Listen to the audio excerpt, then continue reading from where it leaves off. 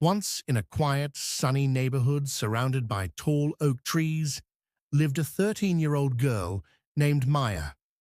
She was cheerful, full of energy, and had a heart that believed she could do anything if she tried hard enough.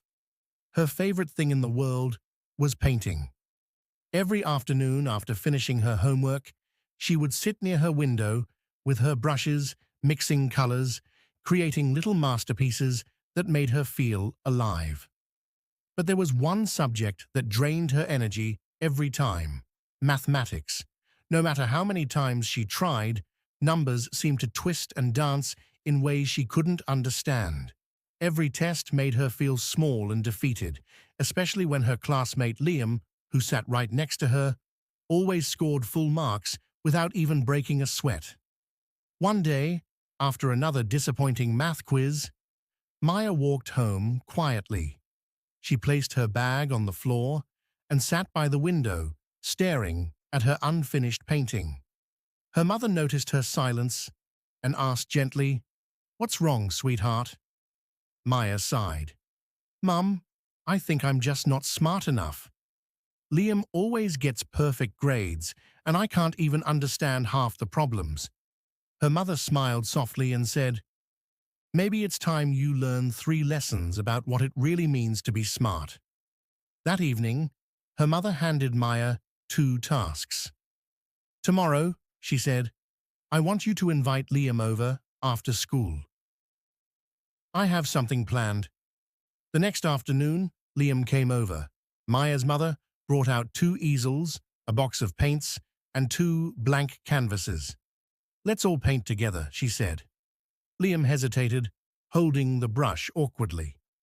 Within minutes, his strokes were messy, his colors uneven. Meanwhile, Maya painted a glowing sunset that looked alive with color. When they finished, Maya's mother looked at the 2 paintings and said, "See, Maya, everyone shines in their own way. You're an artist, and Liam is a mathematician. Both of you are brilliant, just in different worlds." That night, Maya lay in bed, thinking about what her mom had said. For the first time, she realized that comparing herself to others wasn't helping her grow. It was holding her back. The next morning, her mother gave her the second lesson. "Pay attention to how Liam studies math," she said. "Watch what he does, not just what he achieves." At school, Maya quietly observed Liam. She noticed that he wasn't just good at math, he was curious about it. He solved problems for fun, asked questions, and even helped classmates when they were stuck. He didn't wait for tests to study, he enjoyed the process. That evening, Maya told her mum everything she saw. Her mother smiled and said, "That's the second lesson. Practice turns talent into strength. The more you enjoy something, the easier it becomes to master." Feeling inspired, Maya decided to change how she studied math.